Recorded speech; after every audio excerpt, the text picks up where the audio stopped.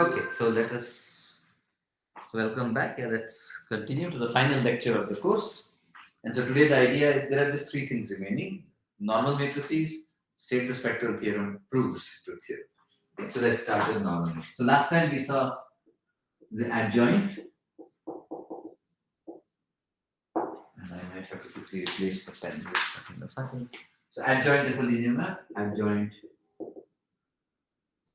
T star of T from V to W. So we did not need V to V, we could take V to W. We saw the adjoint of such a rectangular map is a rectangular matrix again. Sorry, the matrix of such a map is the conjugate transpose of the matrix, the original map. So the adjoint of the matrix is the matrix of the adjoint. Okay, and then we talked about, I guess, which maps preserve the inner product or the length, the norm. Those are the orthogonal maps, unitary maps. We saw some properties of those. Anything else? And we connected the adjoint to the transpose. That was another nice thing. That was for real numbers, over real numbers. So now, so one of these spectral. So today, let me start then with normal matrices.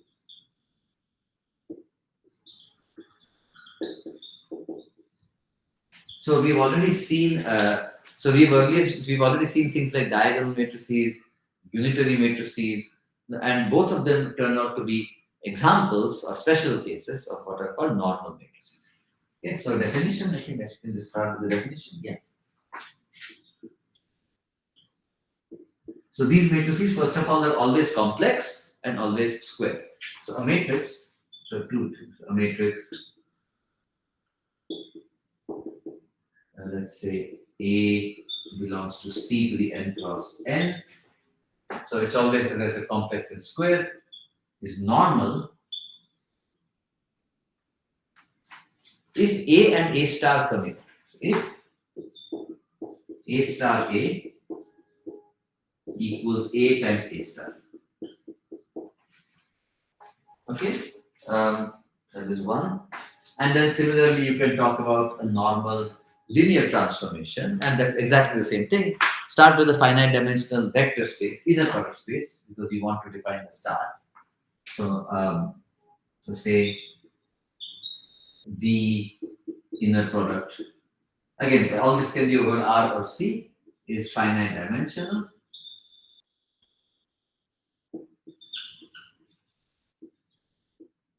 We say that a linear map is normal.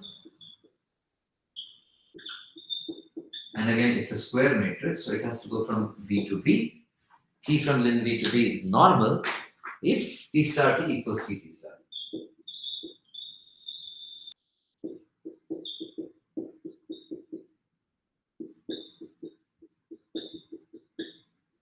Right? So T star again is a map from V to V, so you can compose them, and this is what normal means. So let's look at some examples, state the spectral theorem, and then continue. Okay, so examples. So one, the identity matrix is normal.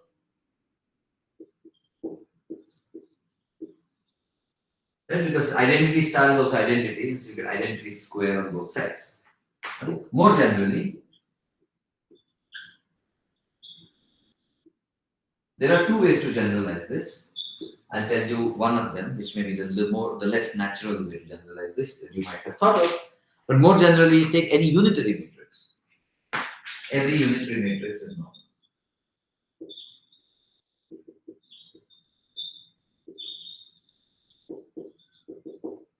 Why is it normal? A in U of n.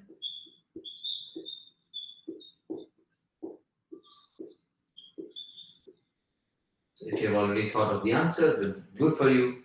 And if you just want to enjoy the show, then the point is, what happens if unitary matrix, right? If A is unitary, then this is the identity and this is the identity. So they are both equal.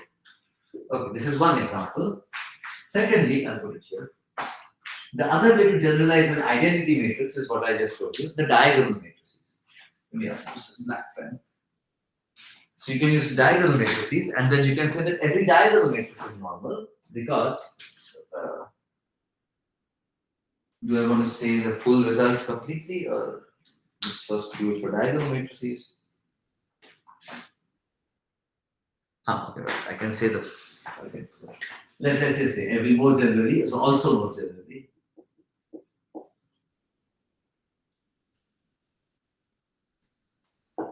If you look at a complex diagonal matrix, right? So what happens when you multiply d and d star or d star times d? You just multiply the diagonals entry by entry, and it's the same way on this side.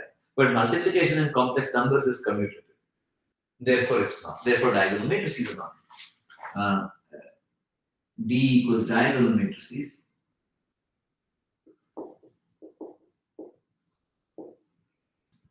Okay, I should probably it's time to stop wasting time here. Let's open the final new pen. So this is it, the last pen in the last class. More generally, D belongs to C n cross n diagonal implies D normal.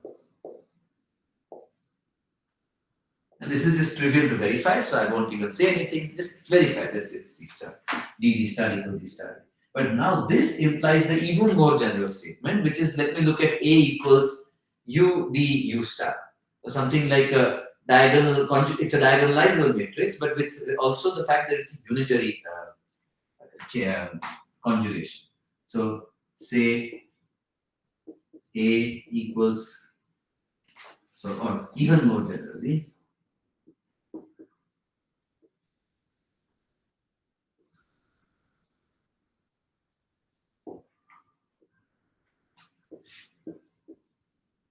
say A equals U times D times U star.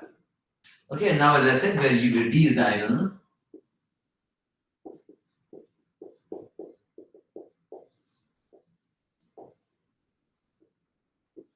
and U is unitary, then I say that A is normal.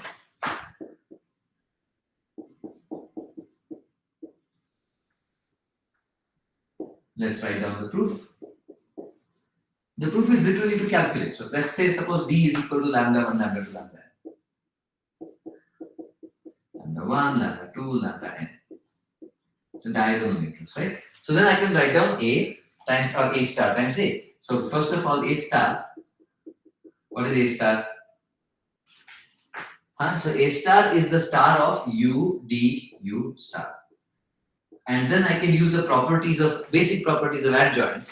One of which says that if you multiply and then take a star, that's the same as taking the stars of the original terms in the reverse order. So maybe I'll put it on the next line just to be safe. So implies A star equals, first of all, you write down A as this thing, star, and then this is from last class. So it's U, so it's first of all U star star times D star times U star. And now notice again from last class that this is how much? This is U itself. And D star is the transpose and conjugate. But it's a symmetric matrix, therefore transpose doesn't do anything, it's just the conjugate. And then U star. Okay? And of course, what is D bar? D bar is lambda 1 bar, lambda 2 bar, lambda n bar. And therefore now let's multiply A star A. So A star A is equal to U D bar U star times U D U star.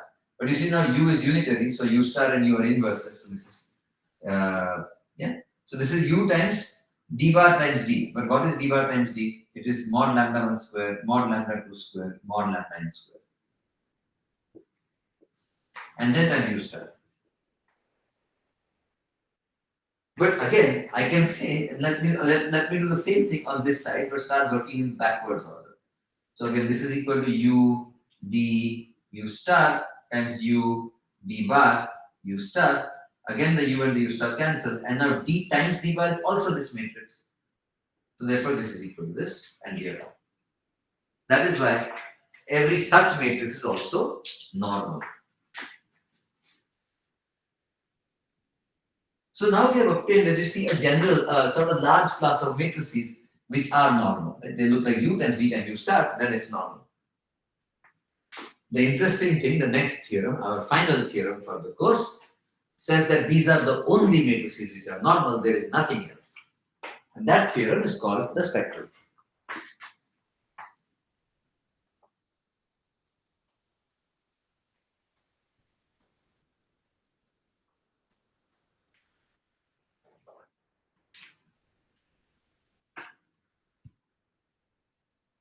Yeah. So the converse to 3 also holds. This was 3, right?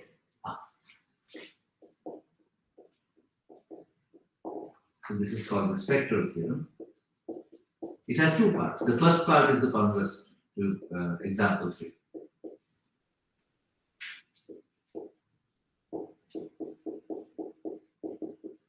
Take a matrix with C to the n cross n. 1, A is normal if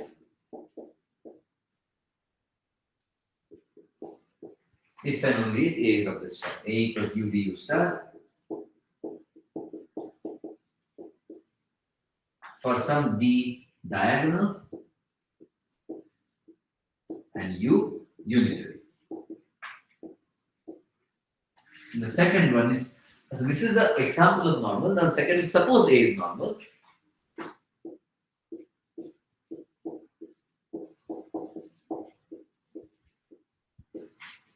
Then A is equal to its own adjoint, its self-adjoint. Another way to say that is Hermitian. Okay. Then A equals A star. Oh, I should have mentioned, and also all the eigenvalues and all the eigenvalues of A are precisely the DII. That is obvious, right? Because I mean, if A looks like this, then the eigenvalues of A are the eigenvalues of D, but D is diagonal, so the eigenvalues are exactly the entries on the diagonal. Now, suppose A is normal, then A equals A star if and only if all eigenvalues are real.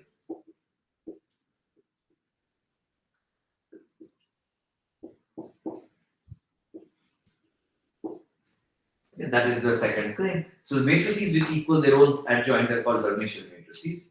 So let's write down definition. A complex matrix,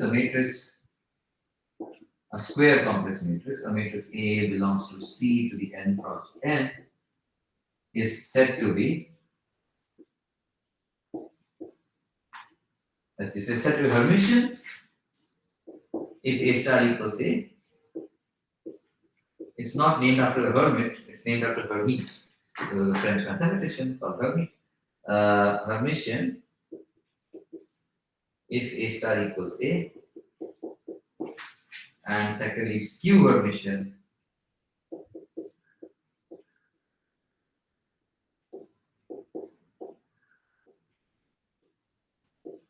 if A star equals minus A. Okay, so Hermitian and skew Hermitian. Yeah.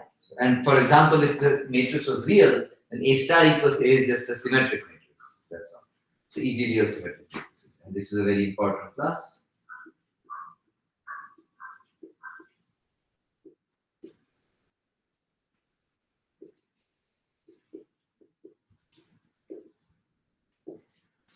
So for example, we said, right, when we talked about quadratic forms, we said that if the field is of characteristic not 2, then every matrix, symmetric matrix, looks diagonal with respect to some basis. And that is this part of the spectral theorem here, right, for real numbers. But it holds much more generally, it holds for every normal matrix. The spectral theorem not just tells you that for symmetric matrices this equality holds, but it tells you all the matrices for which it holds, and those are precisely the normal matrices. Okay, so now I think, now basically what it remains to do is to prove the spectral theorem. But in order to prove it, we will need some preliminaries. Okay, so let's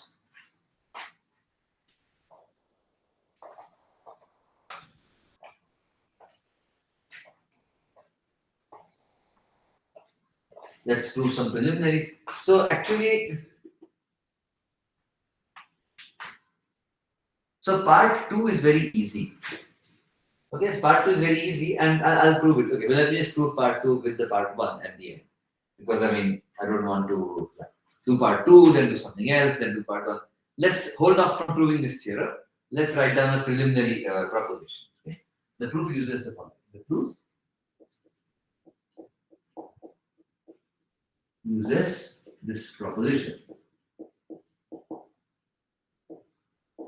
And the proposition has many parts, so I'll say that. I think you start with the normal matrix. So the point again even see this part was example 3. If A is of this form, then A is normal. That is true. This is easy. The only hard part is the going forward. So if A is normal, then A has this form.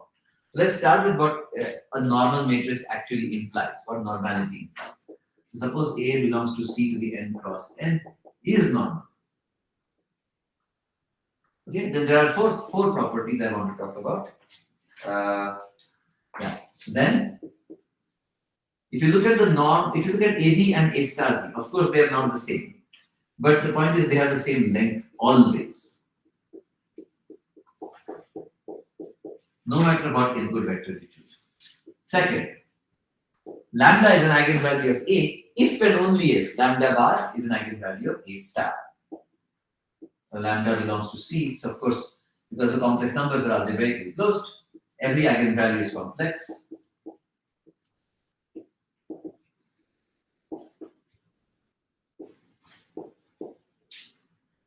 If and only if lambda bar belongs to C is an eigenvalue of A star. And not only that, the set of eigenvectors for those two eigenvalues are identical. Moreover, these spaces have the same eigenvalues. Moreover, they have the same eigenspaces.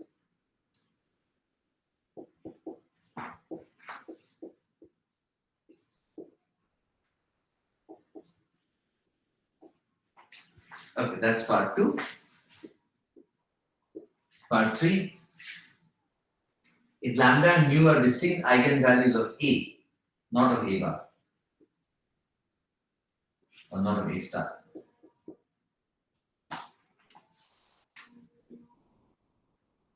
If lambda and mu are the distinct eigenvalues of A, then their eigenspaces are orthogonal.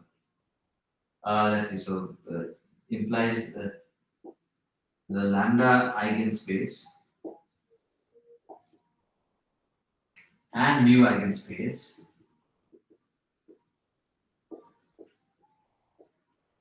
are orthogonal. And the last part says, this is also important. Suppose I have an eigenvector. Okay, I have an eigenvector, therefore it spans a one-dimensional space, and then that has a perp space. And the claim is the perp space, so A acts first of all, the perp space is stable under the action of A. And moreover, A is normal on the perp space. So A is a linear transformation, but then you can define, you know what normal linear transformations are. So that's what it is. Okay? So if AB equals lambda B, so I would say B non-zero, I guess, or something. Well, fine. 1 second.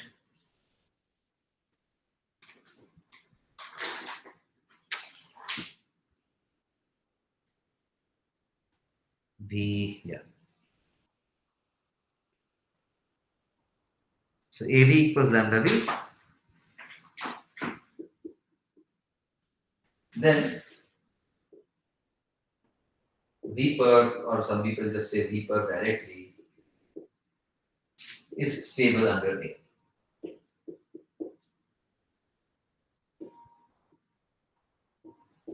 And moreover, A is normal on there. Sorry, not just stable under A, but also under A star, and A is normal on that.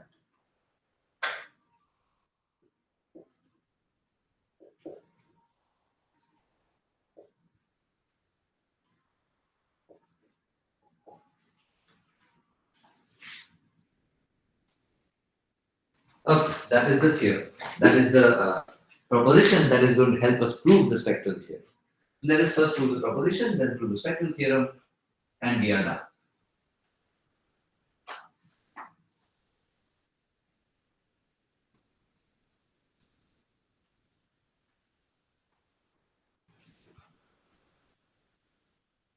Okay, let's start with the first one. The proof of proposition.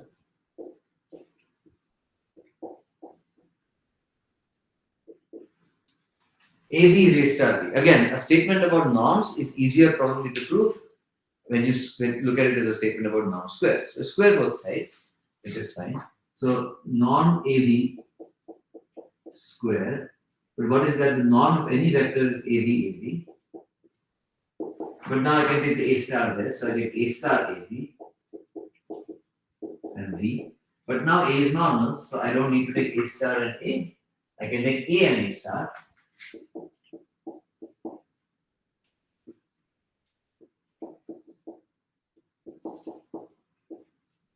And now I use the fact that A star star is A. Right? We know that A star star is A. So I could write this as A star star. But then by the property of the star, this is the same as saying A star B and A star B. Reversing the operation. And this is norm square A star B. And that's exactly what we wanted to do. That the norms are equal because their squares are equal. Fine. The second one is interesting. The second one will use this fact. Before we prove it, what we need to say is that if A is normal, then A minus lambda I is also normal. Okay, for any scalar. So claim A normal, lambda is any scalar in C, then A minus lambda I is also normal. Why is that so? Let's prove the claim first. We prove the claim, then we prove this part, and then we finally continue towards the proof of the spectral theorem.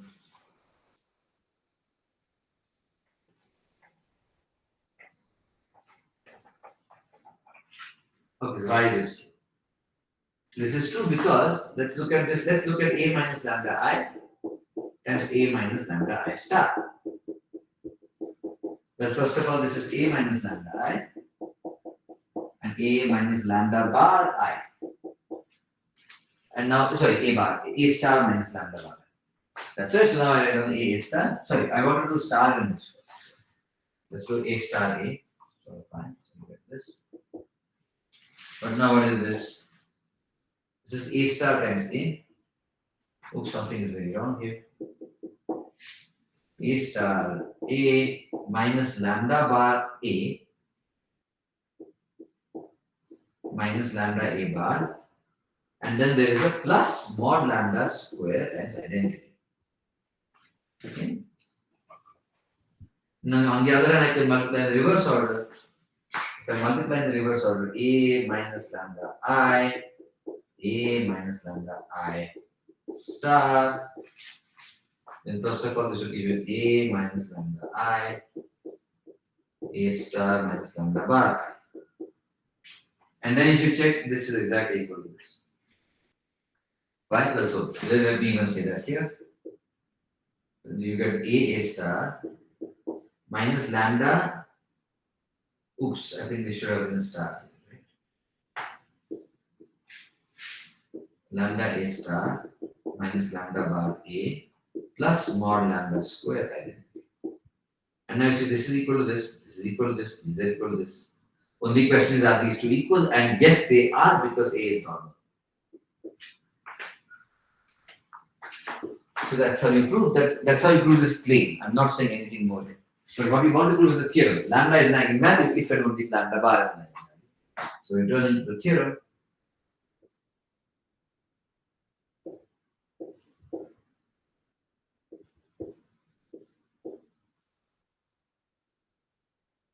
Return into the theorem.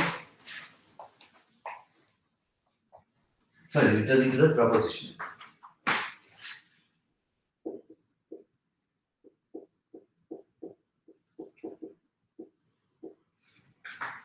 So let's start from the left hand side. Lambda is an eigenvalue.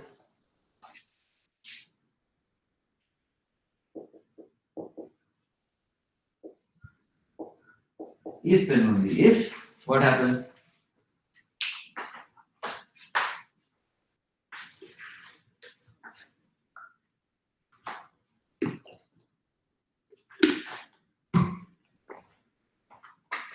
If and only if there is some vector such that there exists a V non-zero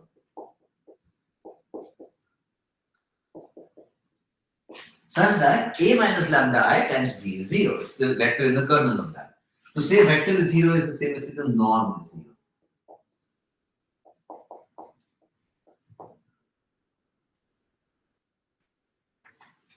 But now you see, our vector is 0, as we just saw. The norm of this vector is equal to norm of the other vector, and the only answer is 0. So, this is if you believe there exists a v not equal to 0 such that, all that stuff.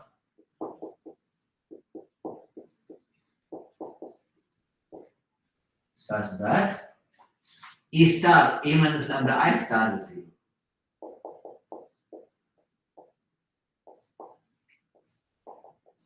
But this is equal to what? This is a star v, a star minus lambda bar I.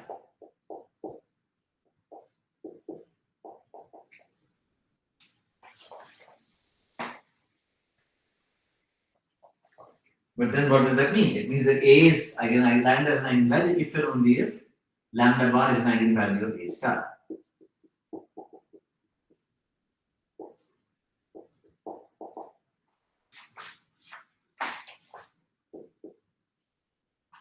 So that's exactly the same condition like this.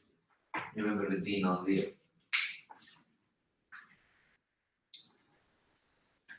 I think that's pretty much it. So of course it proves that lambda is an eigenvalue of A if and only if lambda bar is an eigenvalue of A star, but it does more. It says that the V itself, the eigenvector is the same.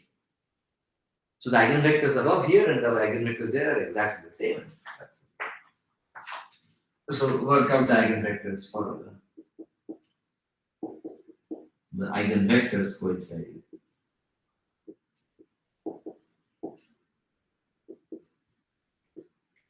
And work out the eigenvectors result. Now for 3. 3 is actually very simple. This is the lambda and mu eigenspaces are equal. Why is that true? Just compute. So suppose say a v equals lambda v, a mu a u equals mu u, and of course you know that v and u are non-zero.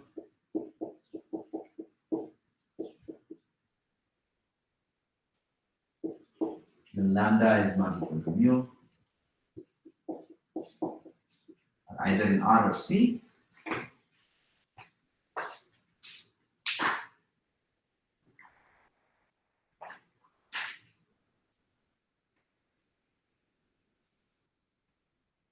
Yeah, of course. So V and V and V are non-zero. So now let's just compute this. So let us compute W star A.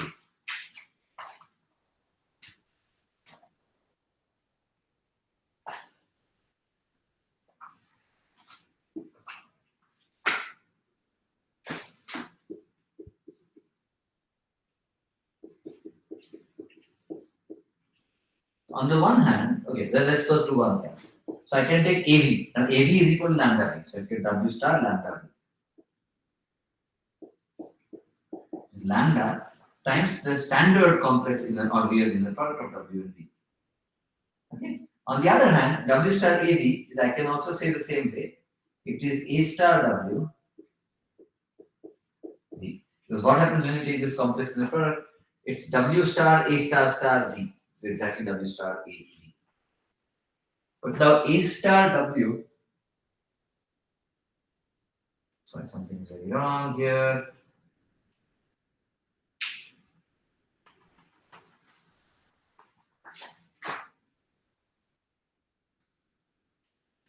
Okay, but now you again use part 1. So where was this?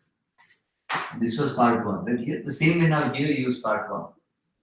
If A W equals mu W, then, or if in fact if and only if A star W equals mu bar W. And this is what part 1 says. So you apply that here. Now A star W is mu bar W and V. I can take the mu outside, mu bar outside, I get mu bar bar, which is just mu W comma V. So on the one hand, I got lambda times this inner product. On the other hand, I got mu times the inner product. And I think it is equal to lambda and mu are distinct. So implies lambda minus mu, which can be so w comma v is 0, and you can cancel the scalar and get the variable. They're orthogonal. The last assertion was that it's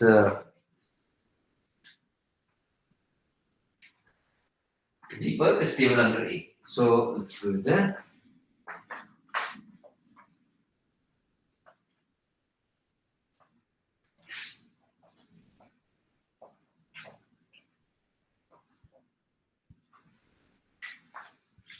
So say W belongs to V perp, i.e.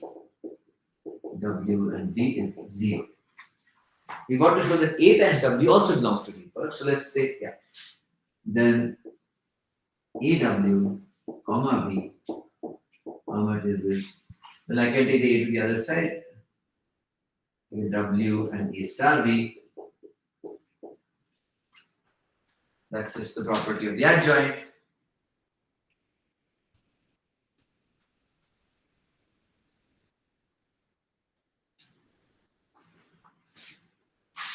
Okay, I want to do it the other way, just for lambda to say lambda. So it's a V comma AW. So now, first of all, let us say I can take the A star to the other side. And now, because V is an V is an eigenvalue, eigenvector with eigenvalue lambda, so A star V is lambda bar times V. And now the lambda bar scalar comes out, this becomes lambda bar bar, so lambda VW. I could even put it here, that doesn't matter.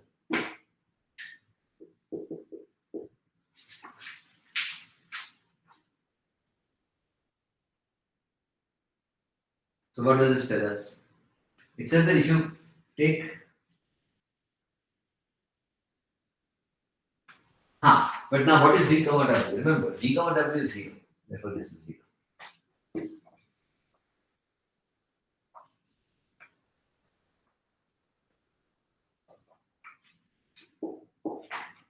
Right? V comma AW is exactly lambda of V W, but VW is 0. Therefore, this is 0. What does this mean? This implies that AW also belongs to V perp. And that's what we wanted to prove. Okay, we also wanted to prove similarly A star W. So I'll just say that similarly for A star W. Similar proof to show that A star W also belongs to V perp.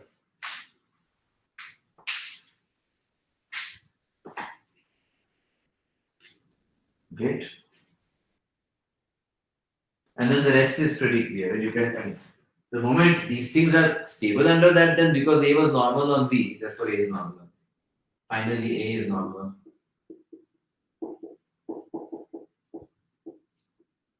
on capital V, and implies by the stability under V perp, A is normal on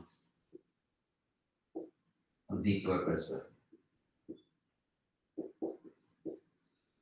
Okay, those are just the preliminaries. It's not a very, did I say one? I meant to say 4. You see. So those are the preliminaries. It's not a very long or difficult proof, but you just have to work things out carefully, like this one. Okay. Okay, great. So now we finally come to the spectral theorem, and we want to prove it. So I'll have a little more water.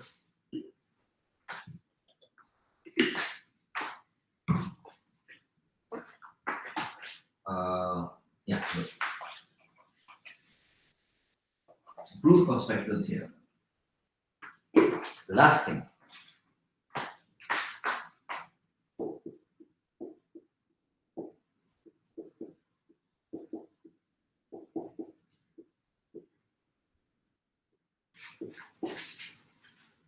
It is by induction on. Okay, wait. Actually, before that, let's remind ourselves what does the spectral theorem say? It says okay, one way is done. The other way says, maybe I should write that down.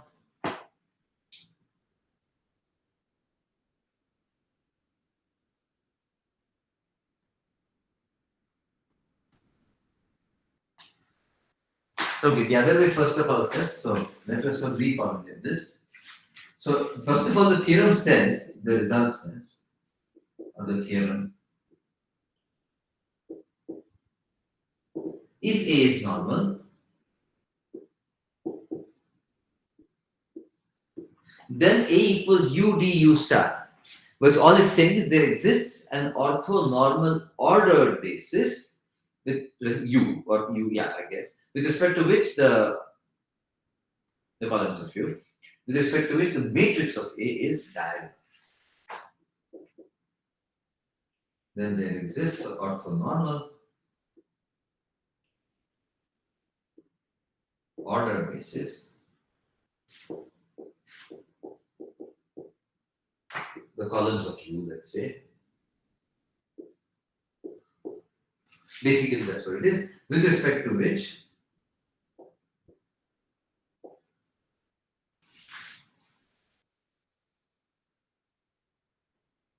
what happens?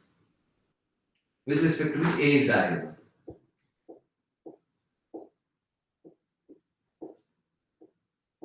So I'm going to basically, when I apply the induction hypothesis in the lower dimension, we will just get this directly. It's nicer to work with this kind of a setting rather than there exists a U and a D and then a smaller U to be very bad. So now again, if the dimension of the vector space is 1, then of course A is just D because every 1 by 1 matrix is also diagonal. So now the proof is by induction.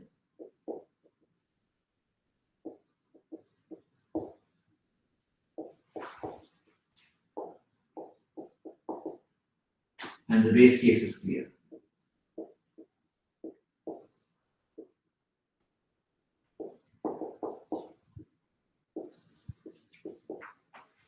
Now for the induction step.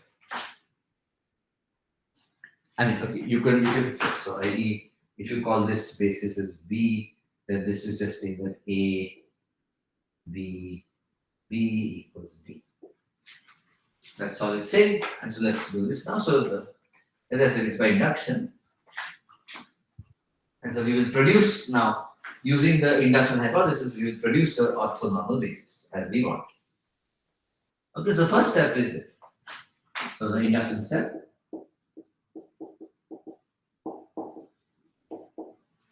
The idea is pretty straightforward. What you do is the following. How do you apply the induction hypothesis?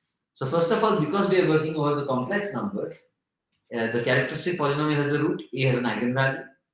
So you put that. Fine. Now, if you have the eigenvalue, then you use part 4 of the if there is an eigenvector as well. Call it V. Look at part 4. Part 4 says that on the perpendicular space, A is also normal. But the perp space has dimension n-1, and that's the whole point. Rank nullity or whatever. Right? And because the perp space has dimension n-1, there exists an orthonormal ordered basis on the perp space.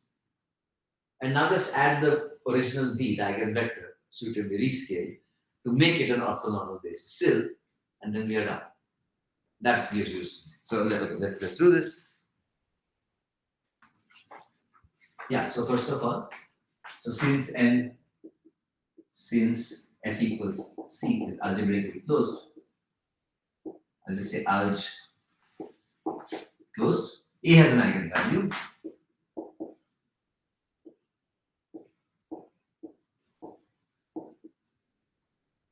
Lambda in C.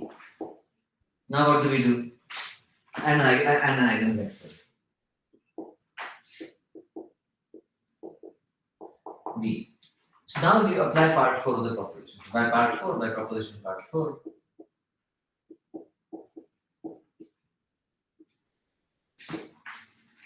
if you look at V perp, is also stable under A and A star.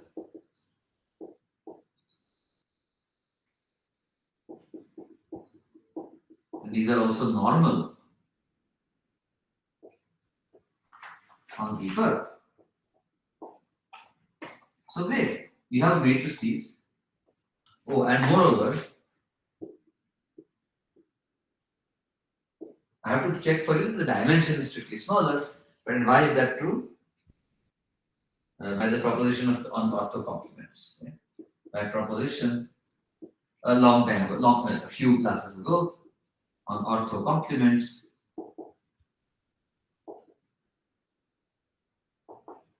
The dimension of vapor is n minus 1. So now what do you know about vapor? A, it is stable under A and A star. B, these guys act normally on vapor. And C, the dimension is strictly smaller than the dimension of V, capital V. So you can apply the induction hypothesis and get an orthonormal basis because these guys are normal on these. Okay. So by induction hypothesis,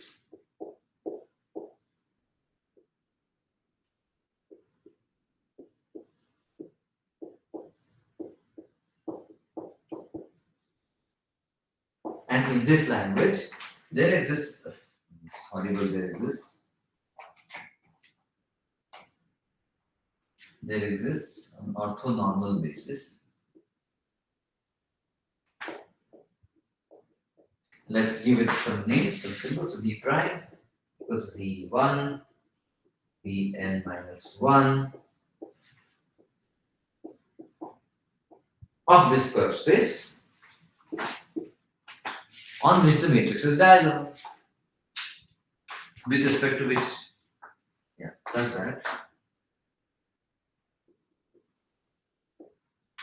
And now is where we use the matrix itself, smaller matrix. Why is this?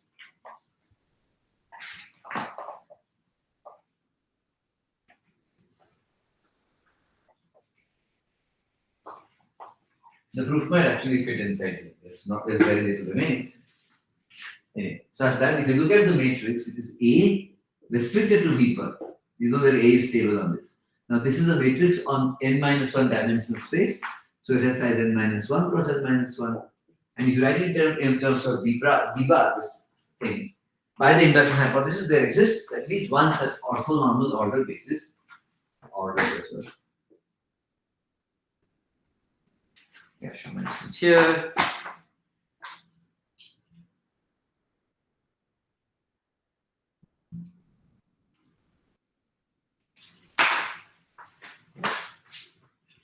So that this is equal to lambda 1, lambda 2, lambda n minus 1, not n, because the dimension indeed is small. All lambda n. Complex numbers, of course. But now once you have this, I can extend this orthonormal basis.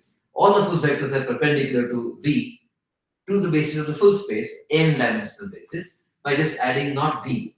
V will be orthogonal to all of them, but V may not be normal, it may not have unit length. So extend this by adding V divided by the normal. I think that's pretty much. Okay, so before that, maybe I should say something. So let's say, say ABJ. Sorry, say the Vj's are the corresponding eigenbases.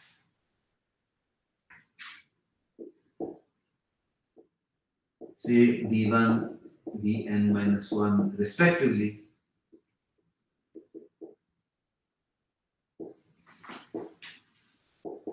Are the eigenvectors. So ABJ equals lambda ABJ.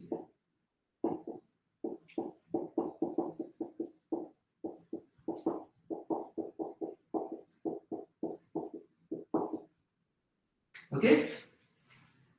For all j from 1 to n minus 1, those are the eigenvectors. So now what do? I attach one more. Define where's V0 or Vn. That's Vn. Now let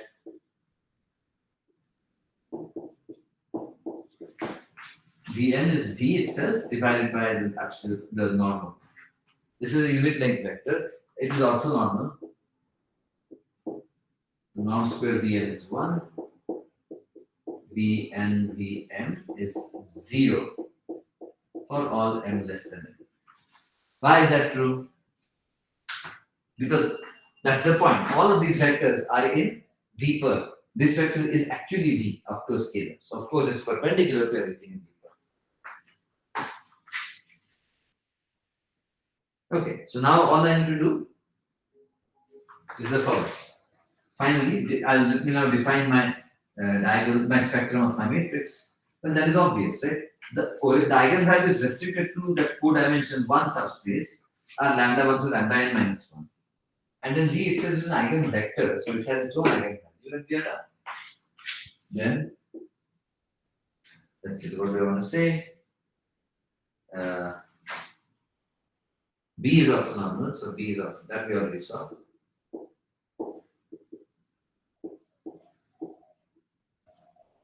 Okay. I can't just say right away everything. The B is orthonormal.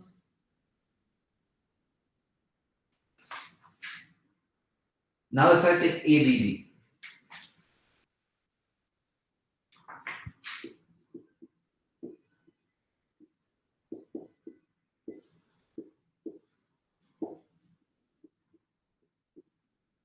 and ABB is diagonal, right? Because now the basis is just the DJ, so you have diagonal that is lambda 1, lambda 2 to lambda n minus 1, and then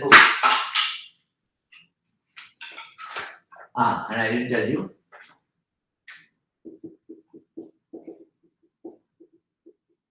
Lambda n, where lambda n is defined to be just lambda.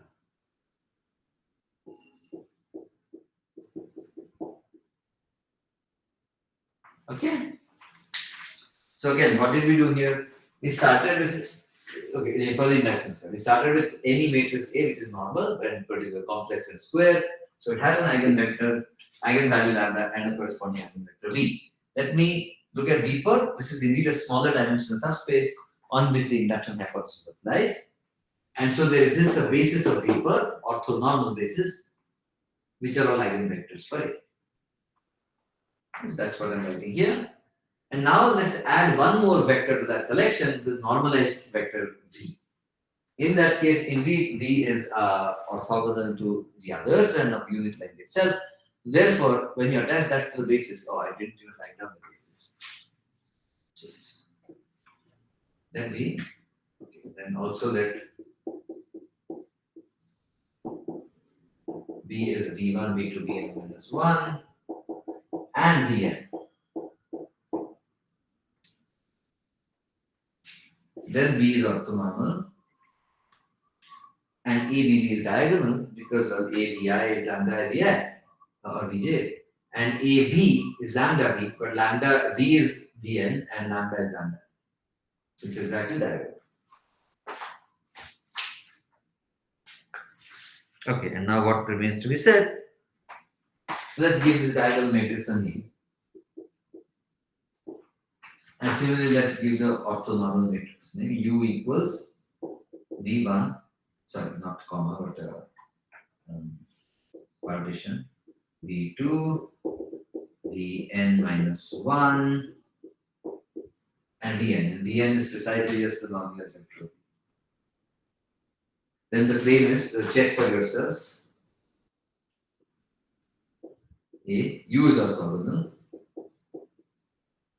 and B, U achieves the U and D are what? A, let's say A is U du star. Once you have this, you're done. That was the spectral theorem, right? So the point was we used the induction hypothesis to create the form of A of one dimension smaller. And because that extra dimension came from a perpendicular vector, V is perpendicular to V per, therefore you could just find out the perpendicular eigenvector, you could find out the scalar over here. And then you just combine together all the eigenvectors of the orthonormal eigenbasis. That gives you matrix U whose columns are orthogonal. And the second thing is that A equals U du star.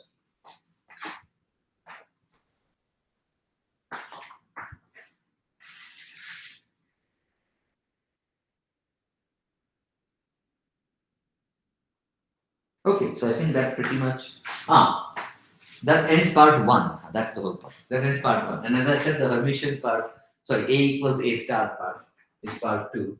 Let's write that down. I defined Hermitian and skew Hermitian already. So this is part 1, and then part 2 of spectral theorem. Proof. So A equals A star. Remember, so already, okay, let me start with what we are given. We are given that A is normal.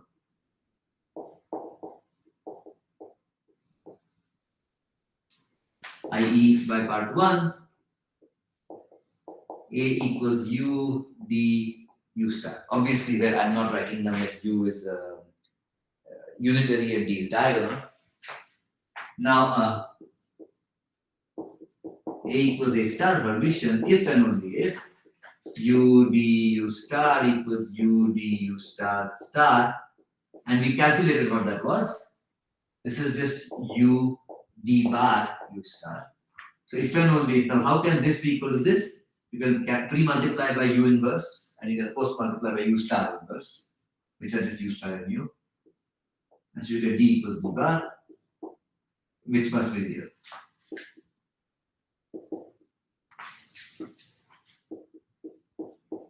That's safe here. And of course, we know that D being A is U D U star, so D consists of the eigenvalues of A.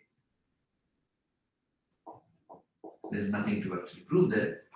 So that is like, yeah, just one very simple calculation, but that works out. Okay, so now so that's the end of the course. So we've really come a long way from, starting with the field axioms, so from the field axioms and fields and so on, and vector spaces. And then we went to linear systems, and the row reduced echelon form. We went to rank and nullity and column space and row space and so on. And we did determinants along the way.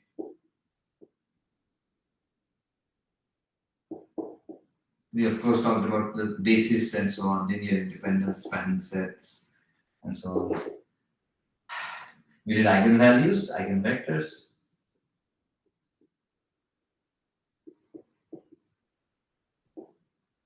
We did a bunch of category theory stuff which I'm not mentioning. We did then we went to inner product spaces. We did Gram-Schmidt and so on. And then we did adjoints and transposers and so on. And finally, of course, we also did the Jordan canonical form. And finally, we did the spectral theorem today. So we did unitary matrices, normal matrices, orthogonal matrices, and so on. And yeah. So yes, that is finally the end of the course. We will, of course, so officially all of this is on your final exam. Of course, the emphasis, as I have I think said earlier, will be on the second half, the half after the midterm starts. Well, after the midterm. Okay, maybe just as an ending, I'll tell you a fun fact, which, I mean, this has completely nothing to do with the course. It's just it's a very powerful theorem in its own. It's a very useful theorem. It's a precursor to a very useful theorem. This is a theorem proved in 1907 by Perron, Oscar Perron. And in fact, the proof can be given, it's very, very clever proof. But already by what you know here, that is enough to prove this theorem. You don't need something like complex analysis or other such things. It's enough. I want to write down the theorem and then call it a day. You can stop. Okay. So this is a fun fact. Again, this is not in the syllabus.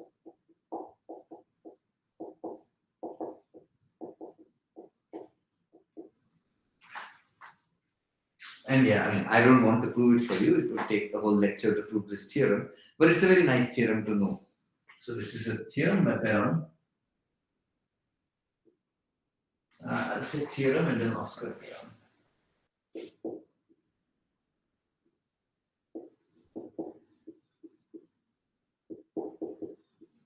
And it is more than 100 years old. It was published in the research paper, basically. Okay, so suppose you have a real matrix and it is square, and all its entries are strictly positive. So in Perron Frobenius, the entries are non-negative. Again, maybe I should say precursor to Perron Frobenius.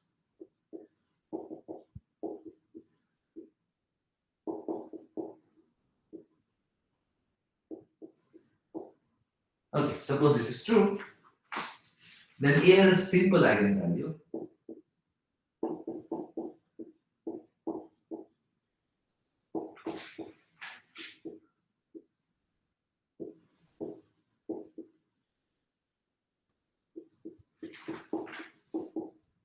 Lambda belongs to 0 infinity. So what does simple mean?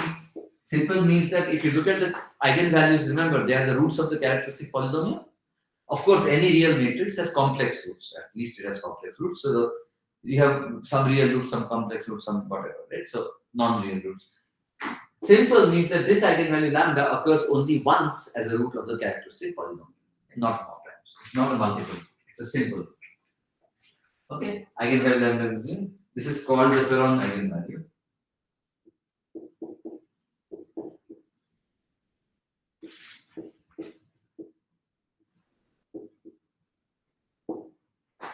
Satisfying the following two properties.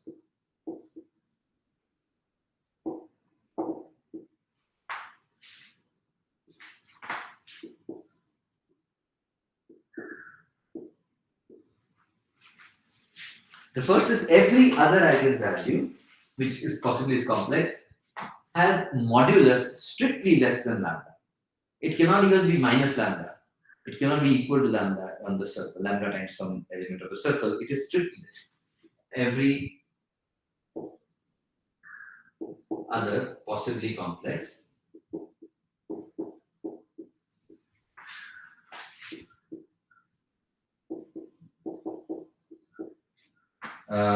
mu not equal to lambda satisfies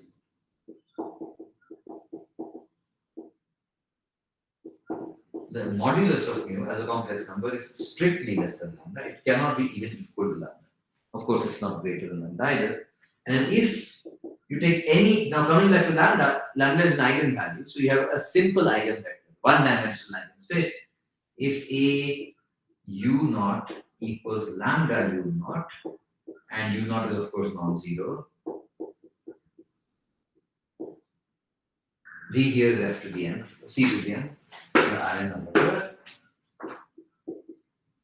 Then all coordinates of u naught are either positive or all of them are negative. So I'll just say all coordinates of u naught are non-zero and of the same sign.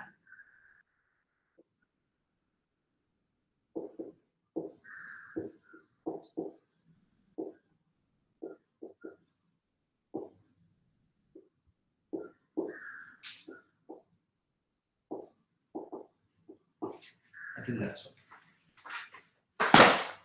Okay, so that's a very nice theorem, and the proof is even nicer. The proof, a bunch of the proof is very, very clever, and then you have to do some other things.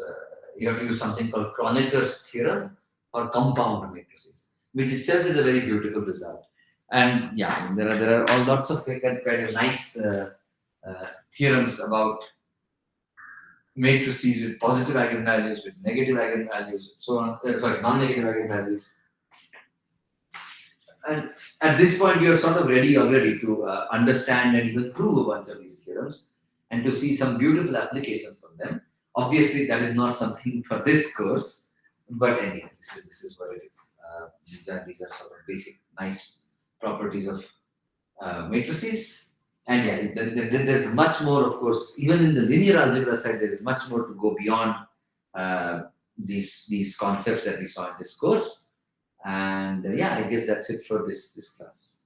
Okay, so, for example, one class, for those of you who have taken some calculus or some analysis, one follow class literally is something that I do research in and I actually offer as a topic or elective course. Because of this pandemic, of course, all these things have been sort of unfortunately suspended, but hopefully, yeah, I'm hopeful that next year, when I'm hopeful, first of all, that classes will start in person, and then secondly, once they do, I'm able to offer that course. And there are lots of other things. For example, another course in this department is on real reflection groups or coxeter groups. And again, linear algebra and a little bit of group theory is sort of all that you need to take that course and understand it entirely. Another course is about representation theory of semi-simple algebras. That course also, of course, depends a lot on these things, but not really very little beyond these. It's basically, this is the only prerequisite course. So there are a lot more courses even that open up as electives, as additional reading, not just linear algebra like or matrix positivity, but also complex reflection groups, concept groups, V algebras, representation theory. All of that really opens up. This is the underpinning for all of that mathematics. Okay, so I guess this is time to end the class. Of course, there will be office hours in this coming week because, this is the last week of classes. And then we have the final exam after.